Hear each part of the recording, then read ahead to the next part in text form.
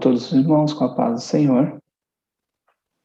Nós somos da Igreja Assembleia de Deus, Ministério Belém, Pindamonhangaba. E esse é o nosso canal da EBD, Escola Bíblica Dominical. E nós estaremos, neste momento, compartilhando com os irmãos a lição número 2 da Sala de Jovens, revista que tem o título O Cuidado de Deus com o Corpo de Cristo. E a lição dessa semana, lição número 2, tem o título Ação de Graça pela Vida da Igreja de Corinto.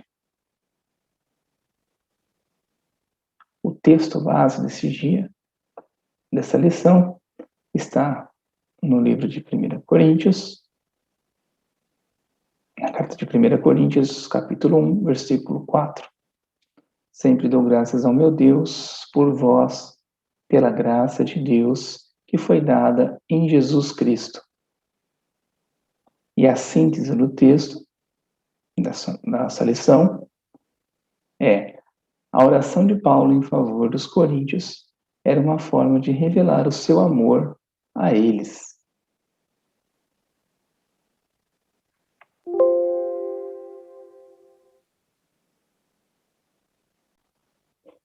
Introduzindo nossa lição, Paulo, ao iniciar a carta, Paulo faz saudações iniciais com muita sabedoria, de forma fraterna, agradecendo a Deus pela vida dos coríntios. E o amor do apóstolo Paulo pela igreja falava mais alto até que a sua insatisfação com alguns comportamentos internos de alguns crentes. Mas antes de tratar do problema que havia naquela igreja, Paulo registra as suas características positivas e também a abundância dos dons espirituais presentes ali naquela igreja. Então, nós iniciamos o tópico 1 com a saudação de Paulo à igreja. No tópico 1, Paulo se apresenta e justifica o seu chamado. O apóstolo Paulo inicia a carta com a saudação e ações de graças em favor dos coríntios. E logo no início ele se preocupou em mostrar que o seu trabalho ali não estava sendo feito também sozinho, pois o seu irmão Sóstenes estava com ele. Sóstenes era um chefe da sinagoga de Coríntio, mas através da pregação do evangelho se converteu ao cristianismo. Como em outras cartas, o apóstolo Paulo sempre fazia questão de defender o seu apostolado e a origem divina do seu chamado, conforme Romanos, capítulo 1, versículo 1, Gálatas 1, capítulo 1. E ele faz essa defesa porque alguns falsos mestres surgiram no meio da igreja e tentavam constantemente colocar o povo, a igreja, fora daquilo que Paulo havia ensinado, manchando a mensagem que ele havia pregado para aquela igreja. Mas Paulo sempre enfatizava que o seu ministério era da vontade de Deus. Tópico 2. Paulo vai reconhecer o chamado dos seus leitores. Nós vamos ver aqui que Paulo tinha uma característica própria para lidar com as igrejas, e especialmente as igrejas que ele havia fundado, pois ele conhecia muito bem ali os seus membros, o estilo de vida daqueles grupos de crentes. E ele atuava sempre de uma forma muito pedagógica, carinhosa, pastoral. E o apóstolo começa a escrever enfatizando o lado positivo da igreja. Ele reconhece as qualidades dos seus destinatários, mas ele também ali vai colocar as repreensões, quando aplicáveis, como nós vamos ver no decorrer da carta.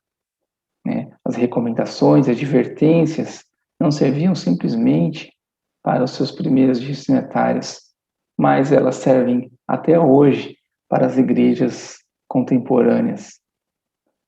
E se nós olharmos atentamente o que Paulo destaca na ação divina da vida da igreja, os membros agora foram santificados por meio da obra de Cristo. Então, Paulo reconhece isso e Paulo mostra isso aos irmãos da igreja de Coríntios. Assim, somente eles poderiam exercer os seus chamados específicos através da ação de Cristo, a qual eles foram chamados, pois eles foram chamados para servir na igreja de Deus.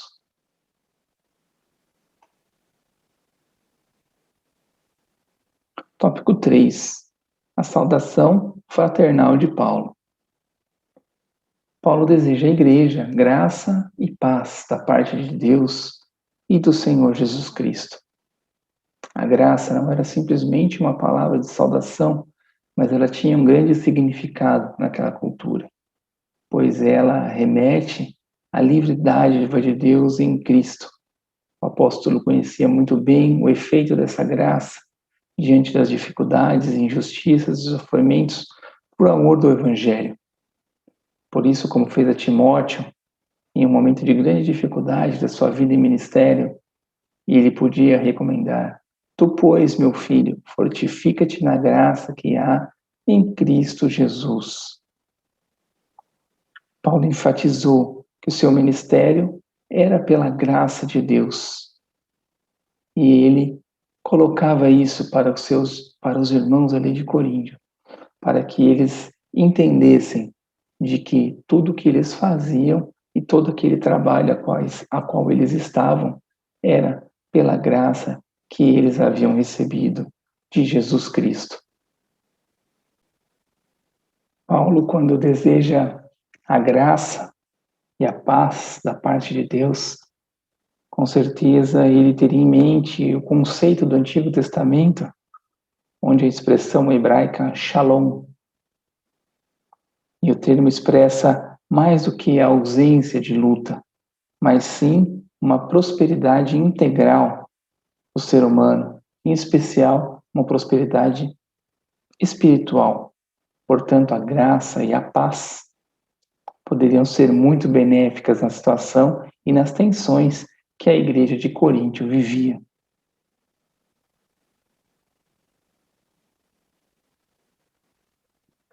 Agora avançamos para o tópico 2, onde Paulo dá graças a Deus pela obra de Cristo na vida dos irmãos de Coríntios. Está registrado no texto de 1 Coríntios, capítulo 1, do versículo 4 até o versículo 9. Paulo era grato a Deus pela conversão dos coríntios. Paulo inclui na introdução as ações de graças a Deus pela obra de Cristo na vida da igreja de Coríntio. O hábito de orar pelas pessoas desenvolve um sentimento de empatia e se colocar no lugar do outro, sobre quem se ora. O apóstolo agradece a conversão dos coríntios e a fé em Cristo, fruto das pregações e do testemunho de vida na convivência dos 18 meses em a qual ele esteve ali naquela igreja.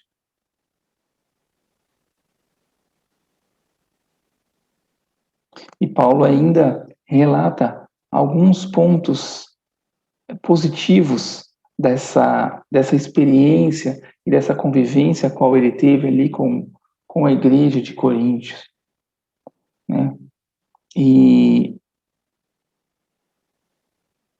mesmo diante das diversas falhas demonstradas pelo membro da igreja, Paulo, ele era grato a Deus pela permanência de alguns grupos que ainda permaneciam fiéis à palavra, né? E ainda no texto bíblico ele distingue que alguns pontos importantes, como o enriquecimento da palavra, o conhecimento experiencial de Deus, as experiências que eles ali estavam tendo com Deus, e o testemunho de Cristo confirmado neles. O apóstolo conhecia muito bem o poder do Evangelho para a salvação de todo aquele que nele crê. Glórias a Deus por isso. Ele reconhecia que através que o Evangelho de Jesus Cristo ali havia realmente transformado a vida de muitas pessoas. E ele conclamava que os irmãos de Coríntios continuassem a falar desse evangelho, continuassem a anunciar esse evangelho com toda a dedicação, para que mais e mais pessoas pudessem vir ali a conhecer também a verdade contida, as verdades que poderiam libertar o povo. Seguindo para o tópico 2, as palavras amáveis de Paulo, registradas no capítulo 1, versículo 8. A ação de graças pela vida e a fé dos destinatários prepararão caminho para o que estava por vir. Paulo preparava o coração daqueles ouvintes para escrever a respeito das suas preocupações que vinham depois de ele ser informado do mau comportamento dos crentes de Coríntios. Eles ainda estavam no início da sua caminhada espiritual e lhes faltavam maturidade espiritual. E o apóstolo Paulo vai fazer menção do dia do Senhor, a promessa do arrebatamento, né? E esse teve um significado doutrinário muito impactante. Para quem não está preparado, será um dia de juízo. Contudo, para aqueles que estão dentro da vontade de Deus, será um dia de grande alegria e de vitória. Então, Paulo temia pela salvação dos crentes ali de Coríntios, para que eles realmente não viessem ter o seu comportamento, né, pudessem vir a comprometer a sua salvação. Por isso ele deixa claro que a nossa conduta do presente, a conduta dos crentes ali naquele momento, ela poderia sim também determinar o que seria no seu futuro. Então, assim, um dos objetivos da carta de Paulo à igreja de Coríntios era dissipar os conflitos de comportamento que estavam existindo ali. E esses comportamentos não condiziam com uma vida cristã. E isso poderia afetar a vida espiritual e a salvação dos crentes ali daquele lugar. Tópico 3. A expectativa de Paulo estava alicerçada na fidelidade a Deus. Isso está registrado no verso 9 do capítulo 1. O apóstolo Paulo deixa claro de que Deus os presenteou com a salvação em Jesus Cristo. Era fiel para guardá-los de modo irrepreensível até a segunda vinda de Jesus Cristo. O Senhor tem prazer em ajudar no nosso processo de santificação, através do Espírito Santo que habita em nós. E alguns crentes de Coríntios eram realmente infiéis, mas o apóstolo Paulo exortava ao arrependimento, a fim de que se achassem fiéis aos mandamentos do Senhor. Deus sempre vai estar disposto a nos perdoar, desde que nós deixemos o nosso pecado e nós o abandonemos. À medida que nós nos arrependemos dos nossos pecados, o Senhor tem prazer em nos ajudar e colocar-nos num lugar de santidade. Esse é o papel que o Espírito Santo age em nós, fazendo com que nós possamos ser cada dia melhores e cumprir o propósito de Deus nas nossas vidas. Bom, avançando para o final da nossa lição, o último tópico, tópico 3, uma igreja marcada pelos dons. Dons espirituais. Em meio à saudação aos coríntios, Paulo lembra que nenhum dom faltava àquela igreja. Mais adiante, o apóstolo ensinava a respeito dos dons espirituais. Paulo vai ensinar no capítulo 12 dessa primeira carta aos Coríntios. E ele mostra que as promessas de Deus, por meio da pregação do Evangelho, estavam sendo cumpridas ali naquela igreja. E a igreja de Coríntios estava cheia de dons, cheias de presentes de Deus. E nós podemos pensar, né, como uma igreja que estava ali sendo infiel, uma igreja que estava ali podendo não estar cumprindo tudo que Deus estava pedindo para ela. Mas nós vamos ver o próprio Paulo dizendo que esses dons eram presentes e merecidos da parte de Deus. E Paulo diz que a manifestação deles na igreja era para o testemunho de Cristo a respeito do seu povo, registrado nos versículos 6 e 7 do capítulo 1. Então, por isso, sim, que Paulo escreve essa carta, assim, para que colocasse a igreja novamente dentro do propósito a qual Deus havia chamado para que eles cumprissem. Então, Paulo escreve essa carta, sim, para que eles entendessem o propósito e a necessidade de usar esses dons para o crescimento do reino de Deus. Tópico 2. Os dons espirituais não definem a nossa espiritualidade.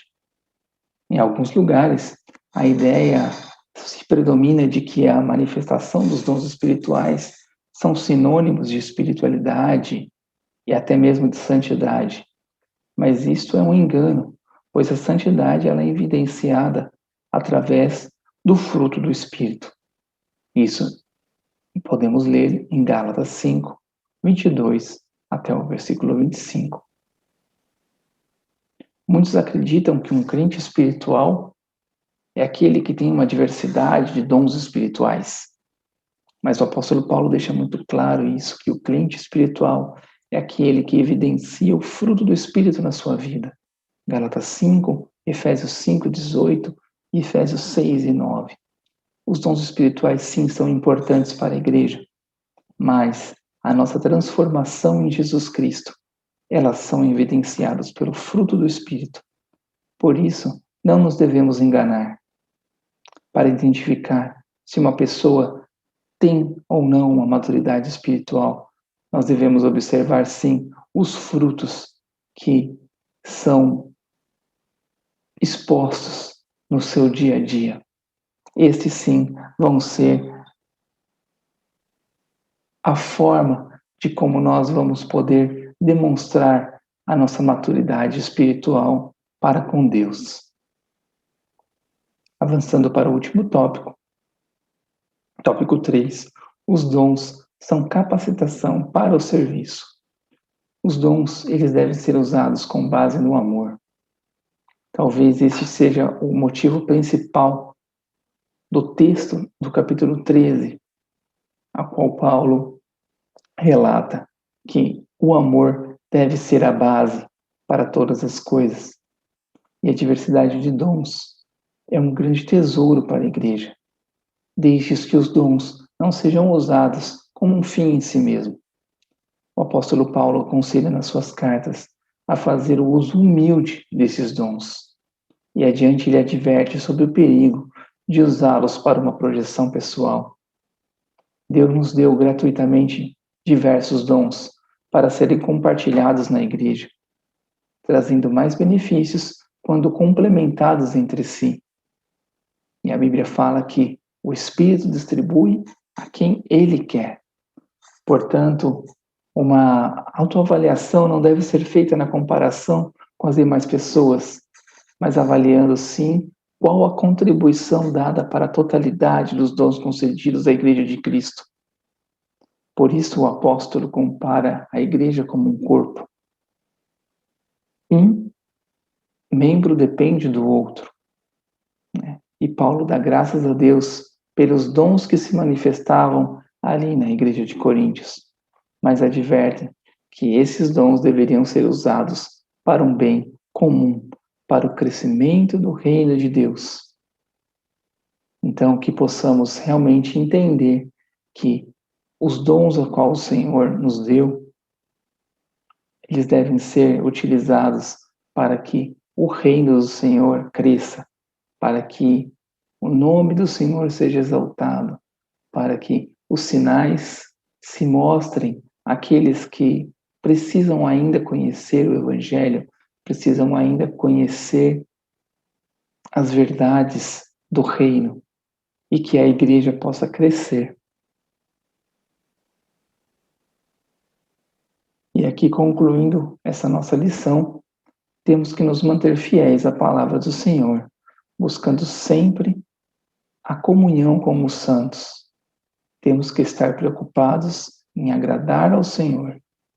Nossa espiritualidade não estará marcada pelos nossos dons que recebemos, mas pelo nosso grau de intimidade com Deus, que conseguiremos através da oração. Então, meus irmãos, que nós possamos realmente entender o nosso papel como igreja, o nosso papel em estarmos colocando a nossa vida à disposição do reino e de que tudo que possamos fazer seja para engrandecer o nome do nosso Deus. Amém? Que Deus abençoe a todos vocês e que o Espírito Santo possa falar melhor a cada coração.